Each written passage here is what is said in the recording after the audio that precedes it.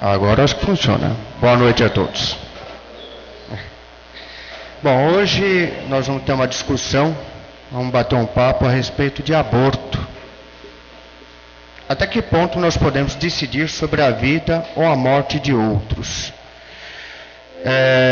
Eu não estou aqui para pregar nada, não estou aqui discutir sobre nada, estou mostrando o ponto de vista que eu e a maioria como eu tem com referência a esse assunto tão polêmico e tão complexo, que muitas vezes as pessoas utilizam como desculpa para manter forma de corpo, ou porque está com algum problema emocional, algum problema conjugal, e acabam tomando essa decisão,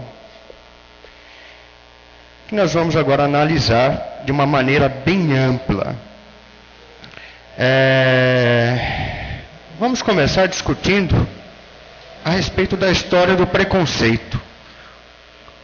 Vamos buscar lá no fundinho do baú, vamos buscar lá na pré-história, talvez, como começou toda essa história de desprezar, segregar, matar o outro. Bom, na pré-história, ainda com os instintos animais que predominavam o homem, havia exclusão e até a morte daqueles que interferiam na evolução. Ou seja, nascia defeituoso, nascia com algum problema físico ou mental, ou no decorrer da vida ocorresse algum problema de saúde que interferisse na sociedade que estava sendo formada dentre as tribos, a pessoa, o homem ou a mulher, eram simplesmente eliminados, eram deixados para trás ou efetivamente assassinados. Assim, os deficientes físicos ou mentais eram segregados de toda a tribo, isso vindo desde a pré-história. E o mesmo acontecia, nós conhecemos aí a história entre os gregos, os romanos, os persas, que usavam dessa faceta. Tá? Havia inclusive locais em que tinham abismos, penhascos, onde eram jogados. As crianças defeituosas, os idosos com problemas, eram ali também mortos. Havia também, em alguns locais, eram feitos verdadeiros buracos, tá? Poços, onde eram jogadas também as pessoas que nasciam com defeitos. Nascia aí o beabá do que a gente pode chamar de eugenia. Aí pelo desenho vocês podem notar que as pessoas perfeitas de um lado e as que não eram tão perfeitas excluídas. O que é eugenia? Eugenia é a ideologia da cultura da morte, cujas consequências mais assassinas são hoje o aborto e a eutanásia. Vamos ver como é que começou tudo isso. O que é a eugenia? Ela é filha direta de Charles Darwin. O Charles Darwin, que descobriu e tem até hoje pregada e tem os seus seguidores afirmam que ele estava sempre certo, está certo, da evolução do homem, da evolução do planeta, por assim dizer. E ele, em suas investigações, em suas análises por todo o mundo, ele fez um livro chamado A Origem das Espécies, isso em 1859. E lá consta a seguinte fala: entre os selvagens, os corpos ou as mentes doentes são rapidamente eliminados. Voltando à história da pré-história, ele analisando os animais, ele tomou essa resolução, ele teve esse tipo de pensamento. Então, entre os selvagens, os com corpos e mentes doentes são rapidamente eliminados. Os homens civilizados, entretanto, constrói asilos para os imbecis, os incapacitados e os doentes. E os nossos médicos põem o melhor de seu talento em conservar a vida de todos e cada um até o último momento, permitindo assim que se propaguem os membros fracos das nossas sociedades civilizadas. Ninguém que tenha trabalhado na reprodução de animais domésticos há dúvida de que isso é extremamente prejudicial à raça humana. Em outras palavras, nasceu ruim, joga fora. Isso Darwin dizia através das suas pesquisas, mas nunca pregou nada, tá? Não é o pai da eugenia. O pai da eugenia é esse britânico, Francis Galton, tá? Que baseado em Darwin, inclusive principalmente nessa frase de Darwin, ele desenvolveu uma nova ciência. Qual era o seu objetivo? O aperfeiçoamento da espécie humana, por meio de casamento entre os bem dotados biologicamente e o desenvolvimento de programas educacionais para a reprodução consciente de casais saudáveis. É claro que o nome era a eugenia. O nazismo, que todos conheceram aí através da história, onde teve o holocausto da Segunda Guerra Mundial, pregava a raça pura. Ou seja, tinha que ser a raça perfeita. Tanto que tiveram aí assassinatos em massa, principalmente do povo judeu. Eles aplicavam métodos brutais e mostravam claramente as suas intenções. Quais eram? Que a raça fosse pura. E a raça pura que havia era a deles. Não havia outra. Os eugenistas de hoje têm a mesma mentalidade que os nazistas, não mudaram em nada. Mas preferem manipular suas vítimas através de outra forma de pensar, por assim dizer, tá? Eles utilizam principalmente o aborto e a contracepção como liberdade de escolha, como um modo da pessoa pensar e agir. Eu vou explicar melhor. Depois da Segunda Guerra Mundial, havia a Sociedade Eugenista Americana. Tinha, sim, uma sociedade feita de pessoas que trabalhavam em pró a fazer o humano perfeito, o homem que não havia problemas. E aí eles resolveram mudar, porque em 47, 48, começou a ter aí os direitos humanos, teve aí a Convenção de Genebra. Então houve um novo olhar a respeito de tantas mortes sem motivos e segregárias. Então eles tiveram que optar a mudar o seu modo de agir. E mudou inclusive o nome para a Sociedade para Estudo da Biologia Social, comandada por Frederick Osborn. Que comandou entre 46 e 52, iniciou essa nova mentalidade da eugenia. A fala dele era a seguinte: nós dispomos dos melhores e mais eficazes meios de planejamento familiar. Vamos usar isso. Mostrar estudos que demonstram que há necessidade, por exemplo, de contenção de nascimentos. Locais que precisam haver redução de natalidade. Tá? A fala dele é a seguinte: nossos estudos demonstram que isso é tudo válido, ou seja, todos esses estudos que eles vão fazer no decorrer dos vários anos vão ser válidos. Ponto. Com base nisso, é certamente possível construir um sistema de seleção voluntária e inconsciente, mas os argumentos invocados devem ser aceitáveis de maneira geral. Ou seja, ele planejou já em 1950 a metodologia através de planejamento familiar, de dados, de cota, de informações coletadas, manipular mídia, manipular governos, manipular pessoas, para que façam a seleção área inconsciente. Bom, vamos sair da parte histórica, que eu queria só que vocês entendessem que existe um grupo, sim, existe, por assim dizer, uma conspiração velada e discreta, que apoia direta e indiretamente atos um tanto, por assim dizer, antiéticos. E entre eles, na minha visão e a de muitos, o aborto. E o que é o aborto? Bom, vamos lá para o nosso amigo dicionário Aurélio.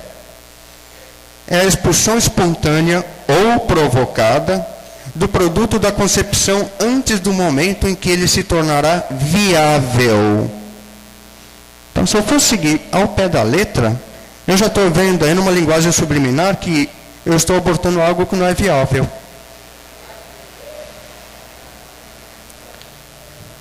O aborto é um caso típico onde as posições quanto ao fundamento ético elas são inconciliáveis. Elas não têm um entendimento.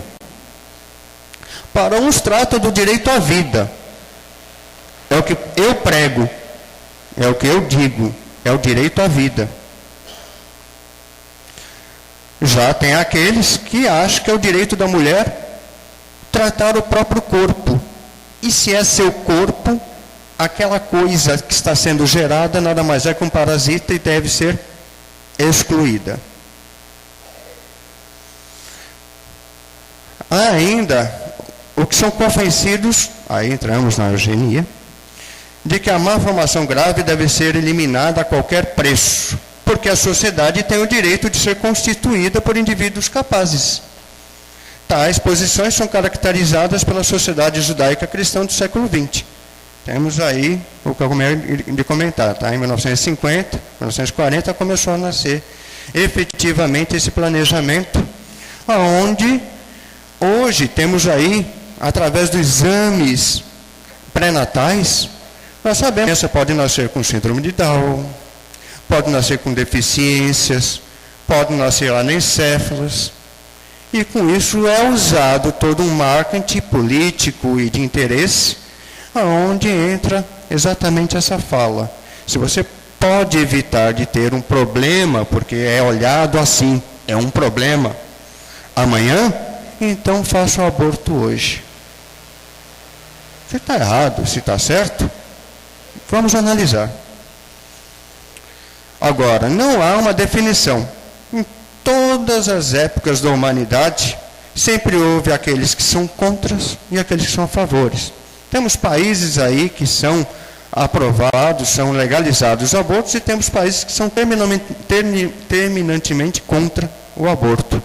Tanto que existe aí, não sei se você sabe, existe um navio, se não me engano é suíço, que fica nas costas de vários países que não são abortistas e que, portanto, as mães que têm essa pretensão são conduzidas gratuitamente a esse navio e lá é executado gratuitamente o aborto dessas mães, se é que se pode chamar de mães. No Brasil, o aborto voluntário será permitido quando necessário para salvar a vida da gestante, ou quando a gravidez for resultante de estupro. O aborto, fora esses casos, está sujeito à pena de detenção ou reclusão. Está no Código Penal brasileiro, tá? E existe também, em caso de estupros, o governo disponibiliza a pílula do dia seguinte, que é, sim, uma pílula abortiva. Não vou aqui contestar se o governo está certo ou está errado. Eu estou expondo os fatos e o que acontece. O aborto provocado é aquele que tem como causador um agente externo, ou seja, não é espontâneo. A mãe que estava gerando essa criança não teve um mal-estar, não teve algum problema físico e, portanto, expeliu, por assim dizer, a criança. Ela teve essa ação através de meio externo, que pode ser feita por um profissional, ou temos aí leigos, né, pessoas que se acham médicas ou se acham profissionais, que agem de maneira ilícita, fazendo esse tipo de serviço. Existem vários tipos de aborto. O principal um deles, né, um dos maiores, mais divulgados, é a dilatação ou corte. É uma faca em forma de foice que dilacera o corpo, o feto do bebê e tira aos pedaços. Tem a sucção, essa é a mais usada. Inclusive tem um vídeo, quem quiser, tiver interesse, eu não quis trazer porque são muito fortes as cenas, chamado Gritos Silenciosos, onde mostra, através da ultrassonografia, a criança, o nenenzinho, o feto, tentando fugir da maquininha, do caninho do sugador. Tentando sugar e ela afastando. E é lógico que, infelizmente, ela não teve êxito na sua fuga. Mas é assim, coloca-se como se fosse um aspiradorzinho dentro da mulher e suga a criança. E tem a curetagem, que é feita através da dilatação do colo de útero, e através da cureta é feita uma raspagem do revestimento, tira a membrana, tira a placenta e o embrião sai. São todas metodologias abortivas, tá? Feitas a maioria até a 12ª semana, mas pode ser feita posteriormente. Não em todos os casos, nem aconselhável em todos os casos. Aí surge uma pergunta. Seria um embrião um mero amontoado de células? Será que aquela coisinha que está sendo formada ali dentro da mulher é só um amontoado de células? A célula-ovo é a nossa primeira morada. O desenvolvimento humano ele é contínuo. A partir do momento que o espermatozoide penetra o óvulo, são formadas mais 2 células. E essas 2 vão dar todas as características físicas e psíquicas do ser que está sendo ali formado. Então, a partir do momento que penetra na célula do ovo, já está sendo formado o ser humano. Aqui, assim que a única célula zigoto, célula ovo, após muitas modificações, transforma-se num ser humano multicelular. Esses autores, Moore e Pearson, ilustres embriologistas, eles afirmam o seguinte: o zigoto e o embrião inicial são organismos humanos vivos, foi o que eu acabei de dizer, nos quais já estão fixadas todas as bases do indivíduo adulto, ou seja, já está ali formado o código genético.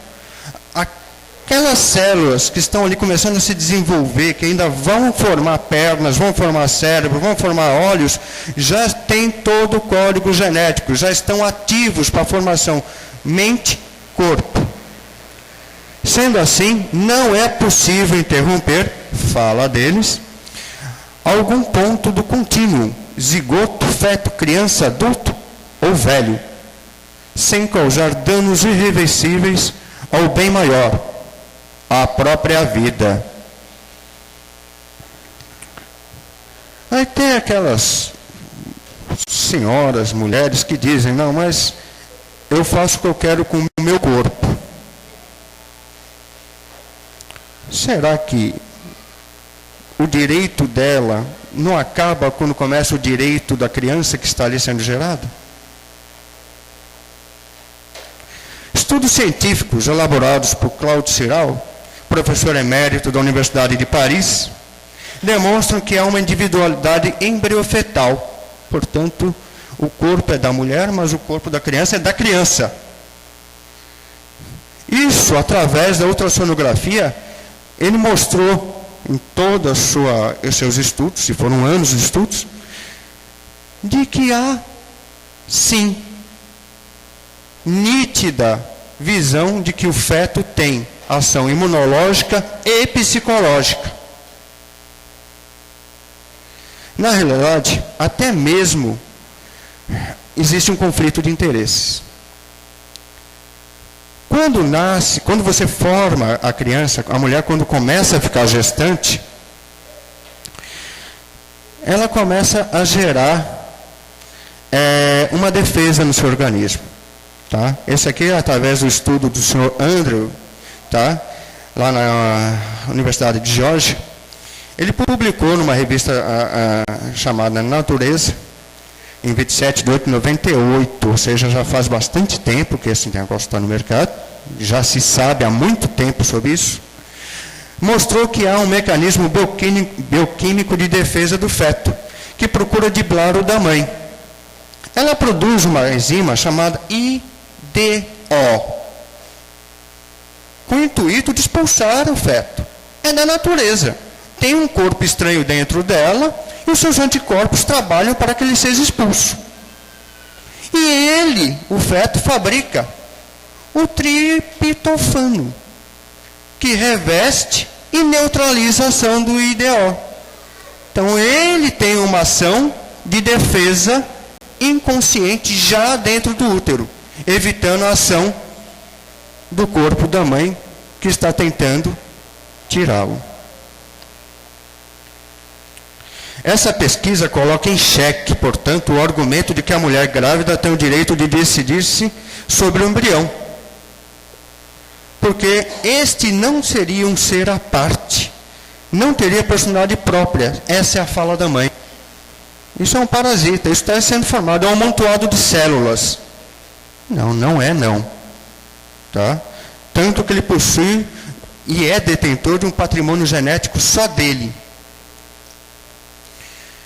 E, desde o período inicial da gestação, e demonstra, aí voltamos àqueles exames de ultrassonografia, inteligência, capacidade de autogerir-se mentalmente e adaptar-se a qualquer e novas situações.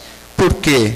Porque muitas vezes, independente da mãe que queira abortar ou não, a mulher, quando está em período de gestação, ela passa por preocupações, nervosos, deformidades do corpo, aumento de pressão, perna aumentando, pressão às vezes externa, social ou familiar.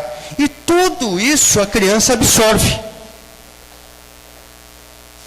neutraliza e se adapta. Podemos afirmar com bases na pesquisa que é tão distinto da mãe que necessita produzir substâncias apropriadas para poder manter-se vivo. Ou seja, ele produz uma substância que evita o IDO. Esta luta do embrião para sobreviver dá-lhe o status de pessoa e demonstra que ele apenas se hospeda no organismo materno. Portanto, essa história de eu sou a mãe, mas o corpo é meu e eu decido, podemos analisar com uma outra ótica. Ela tem todo o direito sobre o seu próprio corpo, até que ela comece a gerar um outro. Esse outro, ela perde o direito.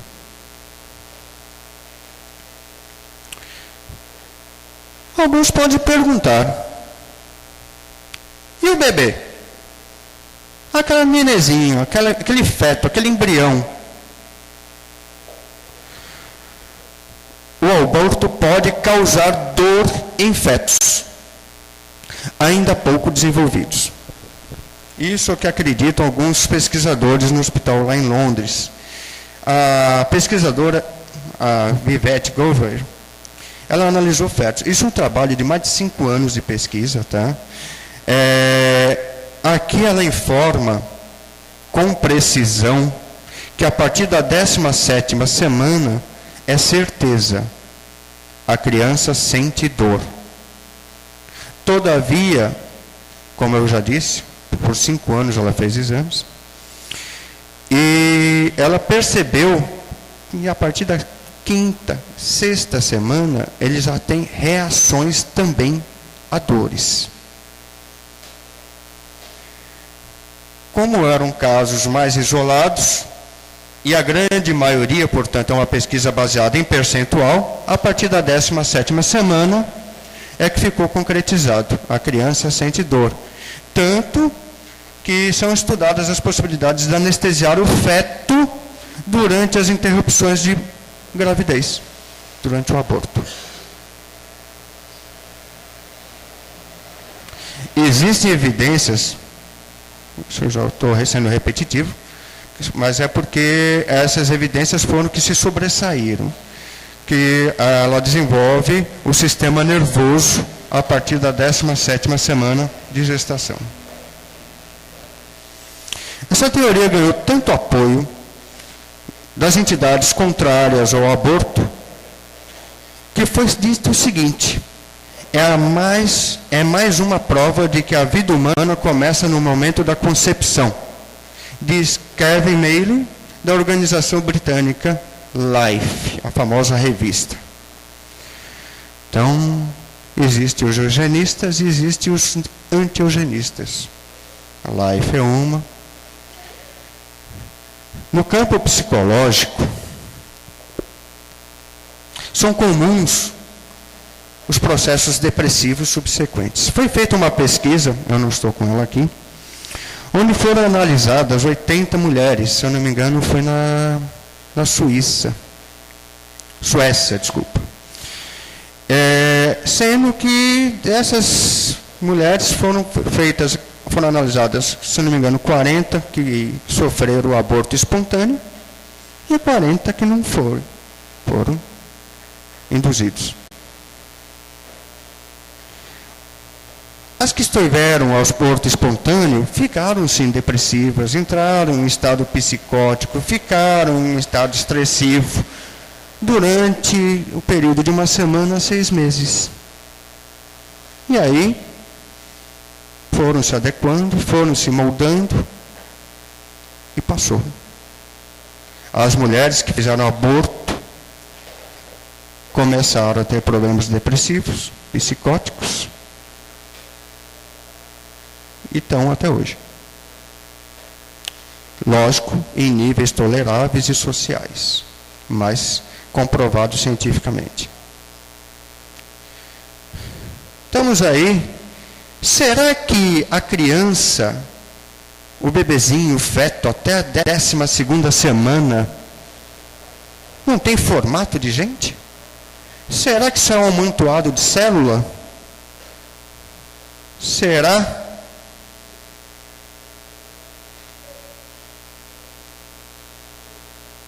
Amontoado de célula? Bom, já falei a parte histórica, abordei a parte científica, e vamos agora ver o que o nosso Espiritismo diz. O que prega a doutrina espírita. Vamos começar pelo livro mestre, Livro dos Espíritos. Na questão 358, faz a seguinte questão: constitui crime a provocação de aborto em qualquer período da gestação? E a resposta dos Espíritos: há crime sempre que transgredis as leis de Deus. Uma mãe, ou quem quer que seja, cometerá crime sempre que tirar a vida de uma criança, antes do seu nascimento. Por isso que impede a alma de passar pelas provas e servirá de instrumento o corpo que estará formado. Em outras palavras, está evitando uma reencarnação e uma nova evolução espiritual. Aí ele continua, na questão 359. Dado o caso que o nascimento da criança pusesse em perigo a vida da mãe, haverá crime em sacrificar-se a primeira para salvar a segunda? Preferível que se sacrifique o ser que ainda não existe, a sacrificar-se o que já existe. Portanto, aos olhos da doutrina espírita, conforme o Livro dos Espíritos, o aborto, e somente nesse caso, só pode ser efetuado caso tenha interferência na saúde, no perigo de vida da mãe.